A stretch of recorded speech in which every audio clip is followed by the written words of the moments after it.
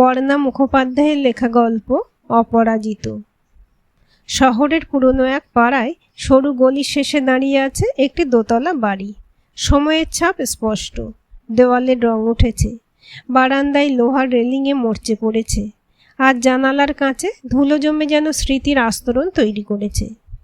তবুও এই বাড়িটা শুধু ইট সিমেন্ট নয়, বহু বছরের হাসি কান্না আশা ভাঙার সাক্ষী। এই বাড়িতেই থাকেন সুধীরবাবু, একজন অবসরপ্রাপ্ত স্কুল শিক্ষক, এবং তার স্ত্রী মধুমিতা দেবী। তাদের 4 সন্তান, প্রতিষ্ঠিত 2 বড় ছেলে অরুণ ও অলোক, এবং বেকার ছোট ছেলে অর্ণব ও ঘরের সব দায়িত্ব সামলানো একমাত্র মেয়ে অর্ণা। সুধীরবাবুর পেনশনের টাকা আটকে থাকায় পরিবারটি বর্তমানে তীব্র আর্থিক সংকটের মধ্য দিয়ে যাচ্ছে। সুধীরবাবু প্রতিদিন সরকারি অফিসে পেনশনের জন্য ঘুরেও ব্যর্থ হয়ে ফেরেন। বাড়ির বড় 2 ছেলে স্বাবলম্বী হয়ে আলাদা থাকলেও পরিবারের প্রতি তাদের সহমর্মিতার চেয়ে উপদেশের সুরই বেশি। সংসারের চাকা সচল রাখতে অর্ণব ও অর্ণা টিউশনি করে যে সামান্য আয় করে তাতেই কোনো মতে দিন চলে। মা মধুমিতা দেবী প্রতিষ্ঠিত বড় 2 ছেলের প্রতি যতটা যত্নশীল ও গর্বিত, বেকার অর্ণব এবং ঘরকুনো অর্ণার প্রতি ঠিক ততটাই রূঢ় বিরক্ত। তিনি প্রায়ই অর্ণবকে তার ব্যর্থতা নিয়ে কটাক্ষ করেন, যা অর্ণবের আত্মবিশ্বাসকে তলানিতে ঠেকিয়ে দেয়। অর্ণা নিজের স্বপ্ন বিসর্জন দিয়ে সংসারের সব কাজ এবং বাবার পাশে দাঁড়িয়েছে। অন্যদিকে অর্ণব দিনের পর দিন ইন্টারভিউ দিয়েও ব্যর্থ হচ্ছে। দাদাদের তাচ্ছিল্য আর মায়ের কটু কথা তাদের জীবনকে বিষিয়ে তুললেও সুধীরবাবু সামান্য আশার বাণী তাদের বেঁচে থাকার রসদ যোগায়। রাতের খাবারের টেবিলে বড় 2 ভাইয়ের দায়িত্বজ্ঞানহীন মন্তব্য এবং পরিবারের ভবিষ্যৎ নিয়ে করা ঝগড়া বাড়ির পরিবেশকে আরও ভারাক্রান্ত করে তোলে। সফলতার অহংকার আর ব্যর্থতার লজ্জার মাঝে সম্পর্কের বাঁধনগুলো ক্রমশ আলগা হয়ে যাচ্ছে। চরম অপমান ও হতাশার মাঝেও অর্ণব ও অর্ণা একে অপরের শক্তি হয়ে দাঁড়ায়। চারপাশের অন্ধকার আর অবহেলার বিরুদ্ধে তারা নিঃশব্দে এক জেদ ও প্রতিজ্ঞা গড়ে তোলে। তারা বিশ্বাস করতে শুরু করে যে একদিন তারা নিজেদের প্রমাণ করবেই। এই না হারার মানসিকতায় তাদের জীবনের আসল শক্তিতে রূপান্তরিত হতে থাকে। এক সময়ের একান্নবর্ত প্রাণোচ্ছল মধ্যবিত্ত পরিবারটি বড় 2 ছেলের সচ্ছল পরিবারে বিয়ে হওয়ার পর বদলে যেতে শুরু করে। বড় 2 ছেলের বউদের আলাদা থাকার মানসিকতা এবং হিসেব নিকেশের প্রভাবে বাড়িতে অদৃশ্য দেওয়াল তৈরি হয়। যে মা একসময় সবাইকে আগলে রাখতেন, তিনিও বড় ছেলেদের বৃত্ত এবং আভিজাত্যের মোহে বিভাজনকে সমর্থন করতে শুরু করেন। পরিবারের এই অশান্তি ও নিজের বেকারত্বের গ্লানিতে পিষ্ট ছোট ছেলে অর্ণব যখন দিশেহারা, তখন তার জীবনে বসন্তের বাতাসের মতো আসে নীলা। একটি লাইব্রেরিতে আলাপ হওয়া সাধারণ মেয়ে নীলা অর্ণবকে কোনো করুণা বা তাচ্ছিল্য না করে তার সামর্থ্যের উপর বিশ্বাস রাখতে শেখায়। নীলা সাহচর্য অর্ণবকে জীবনযুদ্ধে নতুন করে লড়াই করার সাহস যোগায়। একদিকে বাড়ির 2 বড় ছেলে বাড়িটি প্রমোটিং করে ফ্ল্যাট বানানোর পরিকল্পনা করে, যেখানে অর্ণব ও অর্ণার জন্য কোনো জায়গা সংস্থান রাখা হয়নি। এমনকি তাদের মাও এই স্বার্থপর সিদ্ধান্তে সায় দেন। অন্যদিকে অর্ণবের একমাত্র আশ্রয় নীলার সাথে তার সম্পর্কে ফাটল ধরে। অর্ণবের বেকারত্বের কারণে নীলার পরিবার আপত্তি তোলে এবং নীলাও এক পর্যায়ে বাস্তবতার চাপে পড়ে অর্ণবের থেকে দূরত্ব তৈরি করে। সব হারিয়ে অর্ণব যখন চরম একাকিত্ব ও আত্মবিশ্বাসের অভাবে ভেঙে পড়ে, তখন তার বৃদ্ধ বাবা সুধীরবাবু তার পাশে দাঁড়ান। নিজের পেনশনের জন্য সরকারি দপ্তরে লড়াই চালানো এই মানুষটি একমাত্র অর্ণবের কাঁধে হাত রেখে বলেন, তুই পারবি। এই ছোট একটি বাক্যই অর্ণবের মনে অন্ধকারের মাঝে ধ্রুব তারার মতো আশার আলো জ্বালিয়ে রাখে। সেদিন বিকেলে ড্রয়িং রুমের পরিবেশটা অদ্ভুত রকমের টান টান ছিল। টেবিলের উপর ছড়িয়ে রাখা নকশা, কিছু হিসেবের কাগজ, আর মাঝখানে বসে প্রমোটার, চোখে হিসেবি দৃষ্টি। অরুণ আর অলোক দুজনেই আত্মবিশ্বাসী ভঙ্গিতে বসে আছে। তাদের মুখে একটা তৃপ্তির ছাপ, যেন অনেক দিনের পরিকল্পনা আজ বাস্তব হতে চলেছে। মধুমিতা দেবীও পাশে বসে মাঝে মধ্যে মাথা নাড়ছেন। তার চোখে ছেলেদের জন্য গর্ব আর একটু অস্থিরতা। সব কিছু যেন ঠিকঠাক হয়। ঠিক তখনই সুধীরবাবু ধীরে ধীরে ঘরে ঢুকলেন। তার হাঁটা আগের মতো দৃঢ় নয়, তবু তার উপস্থিতিতে একটা অদ্ভুত স্থিরতা ছিল। তিনি এসে চুপচাপ একটা চেয়ারে বসলেন। কিছুক্ষণ সবাই চুপ। তারপর প্রমোটার গলা পরিষ্কার করে বললেন, তো আপনারা ঠিক কিভাবে ভাগটা চান সেটা যদি একটু ক্লিয়ার করেন।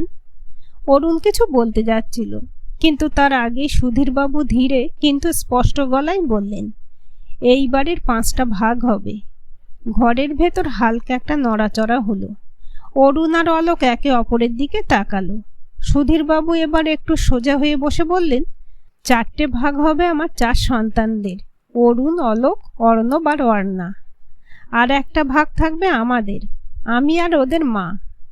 কথাগুলো খুব সাধারণভাবে বলা, কিন্তু এর ভেতরে ছিল বহু বছরের নীরব অবিচারের প্রতিবাদ। প্রমোটার একটু অপ্রস্তুত হয়ে গেলেন।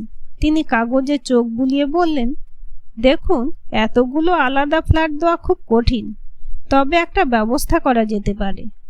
সবাই তাকিয়ে আছে প্রমোটারের দিকে। তিনি বললেন, আমি 5টা 1 কামরার আলাদা ইউনিট দিতে পারি। ছোট হবে, কিন্তু আলাদা থাকবে।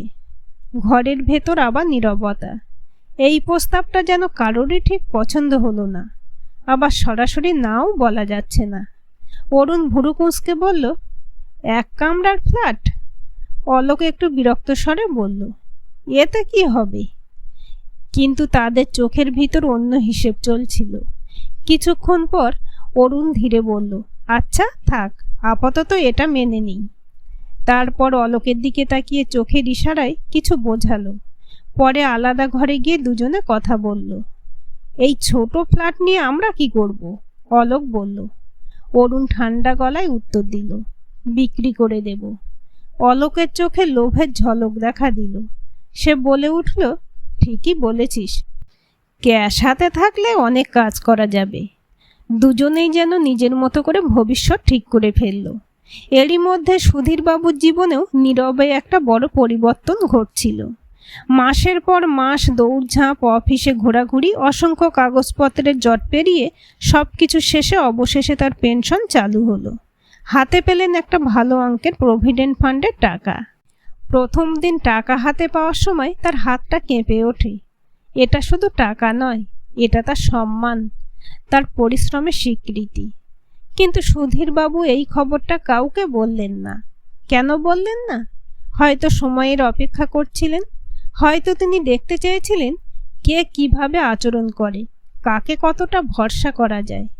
প্রমোটারের ব্যবস্থা অনুযায়ী সবাইকে সাময়িকভাবে অন্য ভাড়া বাড়িতে থাকতে হলো। ছোট ছোট ঘর, অচেনা পরিবেশ, একসাথে থাকার অশান্তি। এই সময়টাতে পরিবারটা যেন আরও বেশি আলাদা হয়ে গেল। অরুণ আর অলোক বেশি দিন সেখানে থাকলো না। তারা নিজেদের বড়লোক শ্বশুরবাড়িতে চলে গেল। সেখানে আরাম, সেখানে সম্মান, সেখানে কোনো দায়িত্ব নেই। মধুমিতা দেবী মাঝে মাঝে ওদের কথা বলতেন, ওরা তো ভালোই আছে। কিন্তু এই ভালোর ভেতরে যে একটা দূরত্ব তৈরি হচ্ছে, সেটা তিনিও বুঝে যেন না বোঝার ভান করতেন। অর্ণব আর অর্ণা সেই ভাড়া বাড়িতেই থেকে গেল, সুধীরবাবু আর মার সঙ্গে। চুপচাপ নিজেদের মতো করে লড়াই করতে করতে একসময় কেটে গেল। ধীরে ধীরে নতুন বাড়ির কাজ শেষ হলো। একদিন সবাইকে খবর দেওয়া হলো ফ্ল্যাট রেডি। সেদিন আবার সবাই একসাথে জড়ো হলো। নতুন বিল্ডিং, চকচকে রং, লিফট, সব কিছু যেন নতুন জীবনের ইঙ্গিত দিচ্ছে। অরুণ আর অলোক এসে দাঁড়ালো, তাদের চোখে হিসেব। প্রমোটারের সঙ্গে তারা কথা বলতে লাগলো। আমাদের ফ্ল্যাটগুলো বিক্রি করে দেওয়ার ব্যবস্থা করুন, অরুণ বলল। প্রমোটার মাথা নাড়লেন, ঠিক আছে, ক্রেতা খুঁজে নেব। সব কিছু যেন খুব সহজভাবে এগোচ্ছিল। ঠিক তখনই সুধীরবাবু এগিয়ে এলেন। তার হাঁটা ধীর, কিন্তু তার চোখে এক অদ্ভুত দৃঢ়তা। তিনি প্রমোটারের দিকে তাকিয়ে বললেন, একটু দাঁড়ান। সবাই তাকালো। তিনি খুব শান্ত গলায় বললেন, ওই 2টো ফ্ল্যাট আমি কিনব। ঘরের ভেতর যেন হঠাৎ করে সব শব্দ থেমে গেল। অরুণ আর অলোক একসাথে বলে উঠল, কি? তাদের মুখে অবিশ্বাস। তুমি তুমি কিনবে? অলোক বলল। সুধীরবাবু এবার একটু হাসলেন। সেই হাসিটা শান্ত, কিন্তু আত্মবিশ্বাসে ভরা। হ্যাঁ, তিনি বললেন, ন্যায্য দামে কিনব। অরুণ এবার একটু কড়া গলায় বলল, কিন্তু তোমার কাছে এত টাকা? সুধীরবাবু তাকে থামিয়ে দিলেন। আমার পেনশন চালু হয়েছে, তিনি ধীরে ধীরে বললেন। এই কথাটা যেন বজ্রপাতের মতো পড়ল। মধুমিতা দেবী চমকে উঠলেন। তুমি আমাকে বলনি? সুধীরবাবু তার দিকে তাকিয়ে মৃদু গলায় বললেন, সময় হয়নি। তারপর তিনি আবার ছেলেদের দিকে তাকালেন। আর শুধু এটুকুই নয়, তিনি বললেন, অর্ণব একটা বড় কোম্পানিতে চাকরি পেয়েছে। এইবার অরুণ আর অলোক পুরোপুরি স্তব্ধ হয়ে গেছিল। অর্ণব চুপচাপ দাঁড়িয়েছিল। এখন তার চোখে লজ্জা নেই, ভয় নেই, শুধু আছে এক ধরনের নীরব শক্তি। এই প্রথমবার সে নিজেকে ছোট মনে করছিল না। ঠিক তখনই অর্ণা এগিয়ে এলো, তার মুখে দৃঢ়তা। সে সোজা বরদার মেজদার দিকে তাকিয়ে বলল, বরদা, মেজদা, আমিও এখন একটা ছোট মেয়েদের স্কুলে পড়াই। তার গলায় কোনো দ্বিধা নেই। অর্ণা বলে উঠল, আমরা এখন নিজেরা নিজেদের দায়িত্ব নিতে পারি। তারপর সে একটু থামল। খুব স্পষ্টভাবে সে বলে উঠল, সংসার এখন কোনোভাবেই তোদের উপর নির্ভরশীল নয়। এই কথাটা শুধু একটা ঘোষণা নয়, এটা বহুদিনে চেপে রাখা আমাদের উপর করা তোদের অপমানের জবাব। ঘরের ভিতর নিস্তব্ধতা। অরুণ আর অলোক কিছু বলতে পারছিল না। তারা প্রথমবার বুঝতে পারল, যাদের তারা এতদিন দুর্বল ভাবত, তারাই আজ নিজের পায়ে দাঁড়িয়ে গেছে। সুধীরবাবু ধীরে ধীরে বললেন, সংসার শুধু টাকা দিয়ে চলে না, সংসার চলে দায়িত্ব দিয়ে, সম্মান দিয়ে, আর পাশে থাকার ইচ্ছা দিয়ে। সুধীরবাবুর কথাগুলো ছিল খুব শান্ত, কিন্তু প্রতিটা শব্দ যেন গভীরভাবে আঘাত করছিল। সেদিনের পর থেকে অনেক কিছু বদলে গেল। বাড়িটা নতুন হলো, কিন্তু তার থেকেও বড় কথা, সম্পর্কগুলোর আসল রূপটা স্পষ্ট হয়ে গেল। অর্ণব আজ নতুন ছাদে দাঁড়িয়ে আকাশের দিকে তাকালো। আজ আকাশ পরিষ্কার। তার মনে হলো অনেক দিন পর সে সত্যিই শ্বাস নিতে পারছে, কারণ সে বুঝেছে নিজেকে প্রমাণ করার জন্য সবসময় অন্যের স্বীকৃতি লাগে না। কখনো কখনো নিজের ভেতরের শক্তিটাই সবচেয়ে বড় প্রমাণ। আর সুধীরবাবু, তিনিও চুপচাপ দাঁড়িয়েছিলেন নতুন বাড়ির সামনে। তার চোখে তৃপ্তি, কারণ তিনি জানতেন তার লড়াই বৃথা যায়নি। তার শিক্ষায় শিক্ষিত সন্তান দুজন অবশেষে নিজেদের জায়গাটা খুঁজে পেয়েছে। বাড়ির ভেতরে সেই দিনের ঘটনার পর এক অদ্ভুত নীরবতা নেমে এসেছিল, যে নীরবতা শান্তির নয়, বরং ভাঙনের আগে শেষ স্থিরতা। অরুণ আর অলোক দুজনে স্পষ্ট বুঝে গিয়েছিল, এই সংসারে আগের মতো তাদের কথা শেষ কথা নয়। তাদের সিদ্ধান্ত, তাদের সুবিধা, সব কিছু এখন প্রশ্নের মুখে। কিন্তু তারা বদলানোর মানুষ নয়। পরদিনই ড্রয়িং রুমে আবার আলোচনা বসল। এইবার আর কোনো আড়াল ছিল না। অরুণ ঠান্ডা গলায় বলল, আমরা আমাদের মতো থাকব, আলাদা থাকাই ভালো। অলোক সঙ্গে সঙ্গে যোগ করল, এই সংসারের এত ঝামেলা, এত দায়িত্ব আমাদের পক্ষে নেওয়া সম্ভব নয়। বড় বউ একটু বিরক্ত স্বরে বলল, আমাদেরও তো নিজেদের জীবন আছে, সব কিছু ছেড়ে এখানে পড়ে থাকলে চলবে? মেজ বউ মাথা নাড়িয়ে বলল, হ্যাঁ, সবাই নিজের মতো থাকলেই ভালো। কথাগুলো খুব হিসেব করে বলা, কিন্তু তার ভেতরে ছিল স্পষ্ট অস্বীকার, দায়িত্ব নেবার অস্বীকার, সম্পর্কের অস্বীকার। ঘরের ভেতরে সবাই চুপ। মধুমিতা দেবী এই প্রথমবার কোনো কথা বলতে পারছিলেন না। তার চোখের সামনে যেন ধীরে ধীরে একটা ছবি ভেঙে পড়ছিল। যে ছেলেদের জন্য তিনি এতদিন সব কিছু করেছেন, যাদের সব ভুল তিনি অন্ধভাবে মেনে নিয়েছেন, তারাই আজ এত সহজে বলছে, আমরা পারবো না। তিনি কিছু বলতে গিয়ে থেমে গেলেন, গলায় যেন শব্দ আটকে গেল। অরুণ আর অলোক আর দেরি করল না। আমরা কালই চলে যাব, অরুণ বলল। যা করার নিজেদের মতো করব, অলোক যোগ করল। সুধীরবাবু এবার শান্ত গলায় বলে উঠলেন, নিশ্চয়ই যাবে, আগে উকিল আসুক দুতরফের।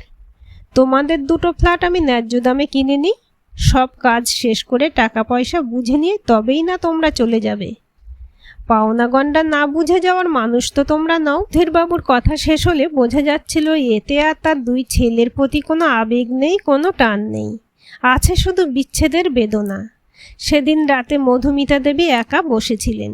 ঘরের আলো জ্বলছিল, কিন্তু তার ভেতরটা অন্ধকার।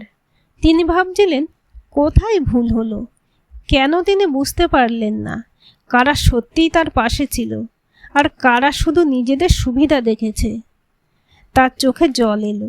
তিনি নিজের মনেই খুব আস্তে বললেন, আমি খুব ভুল করেছি। অন্যদিকে অর্ণব চুপচাপ দাঁড়িয়েছিল বারান্দায়। তার পাশে অর্ণা এতদিন সংসারের সব কাজ সামলেছে, কিন্তু তার নিজের কোনো স্বপ্নের কথা কেউ কখনো ভাবেনি। আজ প্রথমবার সে নিজে থেকে বলল, শোন ছোটদা। অর্ণব তাকালো। অর্ণা একটু থেমে বলল, আমরা কি এই চাকরি ছাড়াও কিছু নিজেদের মতো করে করতে পারি না? অর্ণব ভুরু কুঁচকে তাকালো। মানে? অর্ণা ধীরে ধীরে বলল, একটা ছোট ব্যবসা, যেমন একটা দোকান। অর্ণব চুপ করে শুনছিল। অর্ণা এবার একটু সাহস নিয়ে বলল, এখানে আশেপাশে তো তেমন কিছু নেই। মানুষকে ছোট ছোট জিনিসের জন্য অনেক দূরে যেতে হয়। বাবা দাদাদের ফ্ল্যাটগুলো কিনে নিচ্ছে, কিন্তু বাবার জমানো টাকাও তো কমে যাচ্ছে। যদি আমরা একটা এমন দোকান করি যেখানে সব প্রয়োজনীয় জিনিস পাওয়া যাবে, তাহলে সবাই আসবে। বাবার সাথে আমি আর তুই অফিস স্কুল সামলে সাহায্য করব। অর্ণব কিছুক্ষণ চুপ রইল। তার মাথার ভেতর যেন নতুন একটা দরজা খুলে গেল। চাকরি পাওয়ার পরেও সে জানতো শুধু নিজের জন্য নয়, এই সংসারটার জন্য কিছু করতে হবে। সে এবার ধীরে ধীরে বলল, হতে পারে। অর্ণার চোখে হালকা আলো ফুটল। সত্যি? সে বলে উঠল। অর্ণব এবার একটু দৃঢ় গলায় বলল, হ্যাঁ, আমরা চেষ্টা করতে পারি। পরদিন সকালে তারা এই কথা সুধীরবাবুকে জানালো। সুধীরবাবু মন দিয়ে সব শুনলেন, তারপর ধীরে হাসলেন, বলে উঠলেন, খুব ভালো ভাবনা। আমরা এটা শুরু করতেই পারি। ছোট থেকেই তো বড় শুরু হয়। মধুমিতা দেবীও পাশে বসেছিলেন। তিনি চুপচাপ শুনছিলেন। এই প্রথমবার তিনি নিজে থেকে বললেন, আমি কি করতে পারি বলো তো? অর্ণব আর অর্ণা দুজনেই অবাক হয়ে তার দিকে তাকালো। মধুমিতা দেবীর গলায় ছিল অনুশোচনা আর নতুন করে কিছু করার ইচ্ছা। অর্ণা আস্তে আস্তে বলল, তুমি থাকলেই তো মা, অনেক সাহায্য হবে। মধুমিতা দেবী চোখ নামিয়ে ফেললেন। হয়তো এই প্রথমবার তিনি বুঝলেন, সংসার মানে শুধু কারো পাশে থাকা নয়, সবার পাশে থাকা। শুরুটা সহজ ছিল না। ফ্ল্যাটগুলো কেনার পর অবশিষ্ট টাকা দিয়ে একটা ফ্ল্যাট সাজানো হলো। অল্প জিনিস দিয়ে শুরু হলেও তাতেই যেন বাড়ির সবাই নতুন স্বপ্ন দেখতে শুরু করছিল। অর্ণব বাজার থেকে মাল আনতো, চাল ডাল তেল সাবান বিস্কুট, আর অর্ণার দোকান সাজাতো। প্রতিটা জিনিস ঠিক করে রাখত। সুধীরবাবু সব হিসেব লিখতেন। কখনো বা সুধীরবাবু মাঝে মাঝে বসে থাকতেন দোকানে, কাস্টমারের সঙ্গে কথা বলতেন। মধুমিতা দেবীও ধীরে ধীরে যুক্ত হলেন। কখনো জিনিস গুছিয়ে দিচ্ছেন, কখনো গ্রাহকদের সঙ্গে কথা বলছেন। প্রথম দিকে খুব কম লোক আসতো। দিনের শেষে হিসেব করলে লাভ তো দূরের কথা, খরচটাই উঠত না। কিন্তু কেউ হাল ছাড়ল না। একদিন এক বৃদ্ধা এলেন। তিনি বললেন, বাবা, চাল আর চিনি দেবে? অর্ণব জিনিসগুলো মেপে দিল। বৃদ্ধা বললেন, এখানে দোকান হয় খুব সুবিধা হয়েছে, কষ্ট করে আর দূরে যেতে হয় না। এই কথাটা যেন তাদের সবার কাছে ছিল প্রথম স্বীকৃতি। সেদিন রাতে তারা সবাই একসাথে বসেছিল। অর্ণব বলল, দেখেছো বাবা, কত মানুষ আসছে? অর্ণা হেসে বলল, হ্যাঁ, ধীরে ধীরে হবে। দিন যেতে লাগলো। একজন থেকে দুজন, দুজন থেকে 10 জন। ধীরে ধীরে দোকানটা পরিচিত হয়ে উঠল।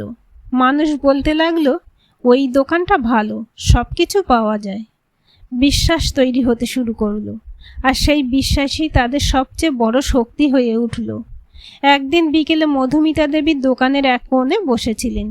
তিনি দেখছিলেন অর্ণব গ্রাহকদের সামলাচ্ছে, সুধীরবাবু হিসেব রাখছেন, অর্ণা পাশে সাহায্য করছে। মধুমিতা দেবীর চোখ ভিজে উঠল। তিনি মনে মনে বললেন, আমি এতদিন যাদের ছোট ভেবেছি তারাই আসলে সবচেয়ে বড়।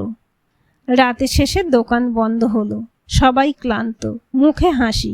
অর্ণব রাতে আবার ছাদে আকাশের দিকে তাকালো। আজ আকাশ পরিষ্কার। তার মনে হলো জীবনটা ধীরে ধীরে ঠিক জায়গায় ফিরছে। কারণ তারা সময়ের সাথে সাথেই বুঝছে, সংসার ভাঙলে মানুষ ভেঙে পড়ে, কিন্তু একসাথে দাঁড়ালে সবচেয়ে কঠিন পরিস্থিতিও বদলে যায়। আর ছোট্ট একটা স্বপ্ন যদি সবাই মিলে ধরে রাখা যায় তাহলে সেটাই একদিন বাস্তব হয়ে ওঠে। সময়ের সঙ্গে সঙ্গে ছোট্ট দোকানটা ছোট্ট রইল না।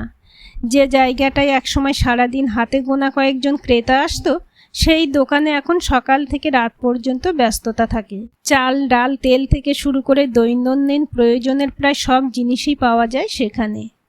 পাড়ার বেশিরভাগ মানুষ এখন আর দূরে যায় না, অর্ণবদের দোকানেই সব পাওয়া যায়। এই কথাটাই যেন ধীরে ধীরে একটা বিশ্বাসে পরিণত হয়েছে। অর্ণব এখন অনেকটা বদলে গেছে। তার চোখে আর সেই আগের অসহায়তা নেই। তার জায়গায় এসেছে আত্মবিশ্বাস, নিজের পরিশ্রমে কিছু গড়ে তোলার শক্তি।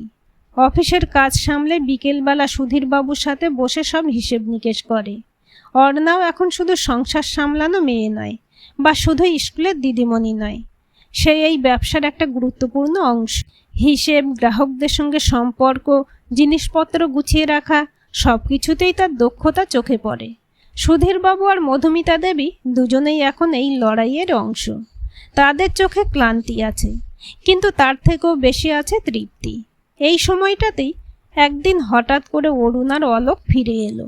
কোনো পূর্বাভাস ছিল না। দুপুরবেলা দোকান তখন বেশ ব্যস্ত, কাস্টমার আসছে যাচ্ছে। অর্ণা কাউন্টারে ব্যস্ত, অর্ণব পেছন থেকে মাল বের করছে। ঠিক তখনই দরজার সামনে দুটো পরিচিত ছায়া পড়ল। অর্ণব মাথা তুলে তাকালো। অরুণ আর অলোক দুজনেই বেশ সাজগোজ করে এসেছে। চেহারায় আগের মতো আত্মবিশ্বাস আছে, কিন্তু তার সঙ্গে মিশে আছে অন্য কিছু, একটা হিসেবি দৃষ্টি। কিছুক্ষণের জন্য সময় যেন থমকে গেল। অর্ণা খাতা থেকে মুখ তুলল। সুধীরবাবু দূর থেকে সব দেখছিলেন। অরুণ প্রথমে হেসে বলল, কি রে, ভালোই তো চলছে। তার গলায় ছিল কৃত্রিম স্বাভাবিকতা। অলোক দোকানে চারপাশে তাকিয়ে বলল, খারাপ না, বেশ জমিয়ে ফেলেছিস তো। কথাগুলো শুনতে প্রশংসার মতো মনে হলেও ভেতরে একটা সূক্ষ্ম খোঁচা ছিল। অর্ণব কিছু বলল না, সে শুধু তাকিয়ে রইল। কিছুক্ষণ পরে দোকান একটু ফাঁকা হলে অরুণ বলল, একটু কথা ছিল। অর্ণব মাথা নাড়ল। তারা দোকানের একপাশে দাঁড়ালো। অরুণ সরাসরি বলল, আমরা ভাবছিলাম এই ব্যবসাটা তো এখন ভালোই চলছে। অলোক যোগ করল, আমরা যদি এতে একটু যুক্ত হই খারাপ হয় না। অর্ণব ভুরু কুঁচকে বলল, মানে? অরুণ এবার স্পষ্ট বলল, মানে আমরা পার্টনার হতে চাই। কথাটা খুব সহজভাবে বলা হলেও কিন্তু তার ভেতরে ছিল স্পষ্ট লোভ। অর্ণব কিছুক্ষণ চুপ করে রইল। সে যেন শব্দগুলোকে ঠিকমতো বুঝতে চাইছিল। তোমরা এখন এই ব্যবসাতে ভাগ চাইছ? অলোক একটু হেসে বলল, দেখ, পরিবার তো পরিবারই, সবাই মিলে করলে ব্যবসা আরো বড় করা যায়। এই পরিবার শব্দটা ওদের মুখে যেন হঠাৎ করে খুব অচেনা লাগলো। মধুমিতা দেবী এবার এগিয়ে এলেন। তিনি শান্ত গলায় বললেন, যখন এই ব্যবসা শুরু হয়েছিল তখন তো তোমরা কেউ ছিলে না, বরং নিজেদের প্রাপ্য নিয়ে শ্বশুরবাড়ি চলে গেছিলে। অরুণ একটু অপ্রস্তুত হলো। তখন পরিস্থিতি আলাদা ছিল, সে ইতস্তত করে বলল। অর্ণা এবার মাথা নেড়ে বলল, আর এখন সব ঠিক আছে বুঝি? অলোক একটু বিরক্ত হয়ে বলল, এত হিসেব করলে তো চলবে না, আমরা তো তোমাদেরই লোক। এই তোমাদেরই লোক কথাটা শুনে সুধীরবাবু ধীরে ধীরে এগিয়ে এলেন। তিনি এতক্ষণ চুপ করে শুনছিলেন। তিনি খুব শান্ত গলায় বললেন, তোমরা কি চাও সেটা আমি বুঝতে পারছি। অরুণ একটু স্বস্তি পেল। তাহলে তো ভালোই বাবা। কিন্তু সুধীরবাবু তাকে থামালেন। তারপর স্থির কণ্ঠে বললেন, এই ব্যবসাটা শুরু হয়েছিল শূন্য থেকে, কষ্ট করে, না খেয়ে, চিন্তা করে ধীরে ধীরে দাঁড়িয়েছে। তখন তোমরা কেউ ছিলে না, তখন এরা ছিল। তিনি অর্ণব অর্ণার দিকে তাকিয়ে বললেন, এখন যখন দাঁড়িয়ে গেছে এই ব্যবসা, তখন হঠাৎ করে এসে অংশ চাওয়া, এটা কি ঠিক? অরুণ চুপ। অলোক মুখ ঘুরিয়ে নিল। মধুমিতা দেবী এবার বলে উঠলেন, তার গলায় এবার আগের মতো পক্ষপাত নেই। তিনি একটু রুক্ষ গলায় বললেন, তোরা যখন চলে গেছিলি তখন একবারও ভেবে দেখিসনি এরা, আমরা কিভাবে থাকব? আজ যখন সব ঠিকঠাক চলছে তখন মনে পড়েছে এই ব্যবসাতে তোমরা অংশ চাও। দিতে পারি, যদি ওই ফ্ল্যাট দুটো বিক্রির টাকা সুদ সমেত আমাদের ফিরিয়ে দাও, তাহলে আমরা সবাই ভেবে দেখব। তোমরা যদি সত্যিই পাশে থাকতে চাও তাহলে আগে ওই দুটো ফ্ল্যাটের টাকা সুদ সমেত ফিরিয়ে দিয়ে সেটা প্রমাণ করতে হবে। অরুণ অবাক হয়ে বলল, মানে? অলোক বলল, পার্টনারশিপ পাবো তার জন্য টাকা দিতে হবে? মধুমিতা দেবী এবার একটু হেসে বললেন, তা তো দিতে হবে বাবা, লাভের ভাগ নেব, কিন্তু পরিশ্রম করব না, টাকা দেব না বিনিয়োগ করার জন্য, এইসব তো চলবে না। অরুণ আর অলোক একে অপরের দিকে তাকালো। তাদের মুখে স্পষ্ট অস্বস্তি, কারণ তারা বুঝতে পারছিল এখানে টাকা দেওয়া ছাড়া কিছু পাওয়া যাবে না, আর সেটা দেবার কোনো মানসিকতা তাদের নেই। সেদিন তারা চলে গেল, কিন্তু যাওয়ার সময় তাদের মুখে যে অস্বস্তি ছিল সেটা আগের আত্মবিশ্বাসের থেকে সম্পূর্ণ আলাদা। দোকান আবার আগের মতো চলতে লাগলো। সময় সত্যিই অদ্ভুতভাবে বয়ে যায়। কখনো মনে হয় ঘড়ির কাঁটা থেমে আছে, একটা দিনও কাটতে চাইছে না। আবার কখনো বুঝতেই পারা যায় না কতটা পথ পেরিয়ে এসেছি আমরা। অর্ণবদের জীবনেও সময় ঠিক এমনইভাবে ধীরে ধীরে নিজের ছন্দে বদলে যেতে লাগলো। যে বাড়িতে একসময় অশান্তি, দূরত্ব আর অনিশ্চয়তার ছায়া ঘিরেছিল, সেই বাড়িতে এখন একটা নরম শান্ত আলো ছড়িয়ে আছে। প্রথম বড় পরিবর্তনটা এলো অর্ণার জীবনে। অর্ণা সবসময় শান্ত, সংযত মেয়ে, নিজের চাওয়া পাওয়া নিয়ে কখনো খুব জোর করেনি। কিন্তু জীবনের এত ঝড়ঝাপটার পর সে যেন নিজের ভেতর একটা দৃঢ়তা খুঁজে পেয়েছিল। স্কুলে পড়াতে পড়াতে একদিন তার সঙ্গে পরিচয় হয় সৌম্যের। সৌম্য খুব সাধারণ ছেলে, না খুব ধনী, না খুব বড় কোনো চাকরি করে, কিন্তু তার চোখে একটা স্বচ্ছতা ছিল, আর তার কথাই ছিল সততা। প্রথমে ছোট ছোট কথা, স্কুলের কাজ নিয়ে, ছাত্রছাত্রীদের নিয়ে, তারপর ধীরে ধীরে জীবনের কথা। অর্ণা বুঝতে পারল এই মানুষটা আলাদা। সে বড় বড় স্বপ্ন দেখায় না, কিন্তু ছোট ছোট সত্যগুলোকে খুব গুরুত্ব দিয়ে দেখে। একদিন সন্ধ্যায় ছাদের কোণে দাঁড়িয়ে অর্ণা অর্ণবকে বলল, ছোটদা, আমি ওকে বিশ্বাস করতে পারি। অর্ণব হেসে বলেছিল, তাহলেই তো সব ঠিক আছে। বিয়েটা খুব জাঁকজমকপূর্ণ ছিল না, কিন্তু তাতে কোনো কমতি ছিল না ভালোবাসার। ঘরের সামনে আলোর মালা, পাড়ার মানুষজন, চেনা মুখের হাসি। মধুমিতা দেবী নিজে হাতে মেয়েকে সাজিয়েছিলেন। তার চোখে জল ছিল, কিন্তু সেই জলে আজ দুঃখ কম, আনন্দ বেশি। সুধীরবাবু অর্ণার হাতটা ধরে বলেছিলেন, ভালো থাকিস মা। অর্ণা হেসে মাথা নেড়েছিল, তোমরা ভালো থাকলে আমি ভালো থাকব। সেই মুহূর্তে মনে হচ্ছিল এই সংসারের একটা অধ্যায় সুন্দরভাবে সম্পূর্ণ হলো। অর্ণার বিয়ের কিছুদিন পর অর্ণবের জীবনেও আবার একটা নতুন আলো এলো প্রেম। অনেক দিন পর। নীলা চলে যাওয়ার পর অর্ণব ভেবেছিল এই জায়গাটা হয়তো আর কখনো ভরবে না, কিন্তু জীবন কখনো কখনো অপ্রত্যাশিত উপহার দেয়। অর্ণার এক আত্মীয়া ঈশা একদিন বাড়িতে এসেছিল। খুব সাধারণ, হাসি খুশি মেয়ে।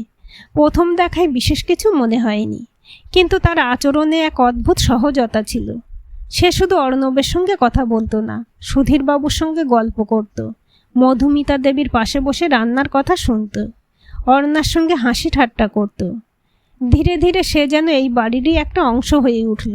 অর্ণব একদিন বুঝতে পারল সে আবার হাসছে, অনেক দিন পর। এক সন্ধ্যায় দোকান বন্ধ করার পর অর্ণব আর ঈশা একসাথে হাঁটছিল। ঈশা হঠাৎ বলল, তোমার পরিবারটা খুব আলাদা। অর্ণব একটু অবাক হয়ে বলল, কেন? ঈশা হেসে বলল, এখানে সবাই একে অপরকে ধরে রাখে। অর্ণব কিছুক্ষণ চুপ করে রইল, তারপর বলল, সবসময় এমন ছিল না। ঈশা মাথা নেড়ে বলল, তাই তো এটা আরও মূল্যবান। এই কথাটাই যেন অর্ণবের ভেতরে কিছু ছুঁয়ে গেল। সে বুঝতে পারল এই মেয়েটা শুধু তাকে নয়, তার পুরো পরিবারকেই আপন করে নিচ্ছে। এভাবেই ধীরে ধীরে তাদের সম্পর্ক গড়ে উঠল। এবার অর্ণব আর ভয় পায় না, কারণ সে জানে এই ভালোবাসা শুধু দুজনের মধ্যে সীমাবদ্ধ নয়, এটা একটা পুরো সংসারকে জুড়ে রাখার শক্তি। এদিকে দোকানও এখন অনেকটাই বড় হয়েছে। আগের ছোট্ট জায়গাটা এখন বড় করে সাজানো হয়েছে। আগে একটা ফ্ল্যাটের দোকানটা ছিল, এখন অন্য ফ্ল্যাটটাতেও জিনিস রাখা হচ্ছে নানা রকম। নতুন তাক, নতুন জিনিস, আর গ্রাহকদের ভিড় তো আছেই। সুধীরবাবু আর মধুমিতা দেবী এখন আর দোকানে নিয়মিত বসেন। তাদের জায়গায় এখন দুজন ছেলে কাজ করে, রবি আর মন্টু। দুজনই পরিশ্রমী, বিশ্বাসযোগ্য। অর্ণব নিজে হাতে তাদের শিখিয়েছে কিভাবে গ্রাহকদের সঙ্গে কথা বলতে হয়, কিভাবে হিসেব রাখতে হয়। এছাড়া পাড়ার আরও দুজন বেকার কিন্তু সৎ ছেলে, বাপ্পা, সুমন, তাদের দায়িত্ব দেওয়া হয়েছে হোম ডেলিভারির। সাইকেল নিয়ে তারা প্রতিদিন বাড়ি বাড়ি জিনিস পৌঁছে দেয়। এই কাজটা শুধু ব্যবসা বাড়ায়নি, আরও 4টে পরিবারের মুখে হাসি এনেছে। এখন সুধীরবাবু আর মধুমিতা দেবীর দিন কাটে একদম অন্যভাবে। সকালে ঘুম থেকে উঠে তারা আর দোকানের চিন্তায় ব্যস্ত থাকেন না। তাদের দিন শুরু হয় হাসির শব্দে। অর্ণবের ছোট ছেলে রুদ্র আর অর্ণার দস্যি মেয়ে মিঠি, এই দুই ছোট্ট মানুষ এখন তাদের জীবনের কেন্দ্র। রুদ্র দৌড়ে এসে দাদুর কোলে চড়ে। দাদু, গল্প বলো। মিঠি এসে দিদার শাড়ি টানে। দিদা, আমি আজ পুতুল সাজাবো। সারা বাড়ি জুড়ে তাদের দৌড়ঝাঁপ, হাসি, অভিমান, এইসব মিলিয়ে বাড়িটা আবার নতুন করে বেঁচে উঠেছে। একদিন বিকেলে সুধীরবাবু বারান্দায় বসেছিলেন, রুদ্র তার কোলে, মিঠি পাশে বসে আঁকিবুকি কাটছে। মধুমিতা দেবী ভেতর থেকে চা নিয়ে এলেন। তিনি হেসে বললেন, এখন আর কষ্ট মনে পড়ে? সুধীরবাবু একটু হেসে বললেন, কষ্ট না থাকলে এই সুখের দাম বোঝা যায়? মধুমিতা দেবী চুপ করে তার পাশে বসে পড়লেন। তার চোখে তখন অপার শান্তি। অর্ণব দূর থেকে দেখছিল দৃশ্যটা। তার মনে হচ্ছিল এই তো সে চেয়েছিল, একটা ভাঙা সংসারকে আবার জোড়া লাগানো, একটা নিরাপদ আশ্রয় তৈরি করা। ঈশা এসে তার পাশে দাঁড়ালো। কি ভাবছ? সে জিজ্ঞেস করল। অর্ণব মৃদু হেসে বলল, ভাবছি আমরা পারলাম। ঈশা তার দিকে তাকিয়ে বলল, ঠিক বলেছ, আমরা সবাই পারলাম। আকাশে তখন সন্ধ্যের রং, হালকা হাওয়া বইছে, বাড়ির ভেতর থেকে ভেসে আসছে হাসির শব্দ। সময় এগিয়ে চলেছে, কিন্তু এবার আর ভয় নিয়ে নয়, শান্তি নিয়ে। কারণ এই পরিবার এখন শিখে গেছে, ভাঙন মানেই শেষ নয়, কখনো কখনো সেই ভাঙনই হয়ে ওঠে নতুন করে গড়ে ওঠার শুরু। আর যদি পাশে থাকে ভালোবাসার বিশ্বাস আর একসাথে থাকার ইচ্ছা, তাহলে যে কোনো সংসার আবার নতুন করে বাঁচতে শেখে। গল্পটি কেমন লাগলো কমেন্ট করে জানাবেন। ভালো লাগলে লাইক, শেয়ার এবং সাবস্ক্রাইব করবেন। আর অবশ্যই বেল আইকনটি ক্লিক করে রাখবেন।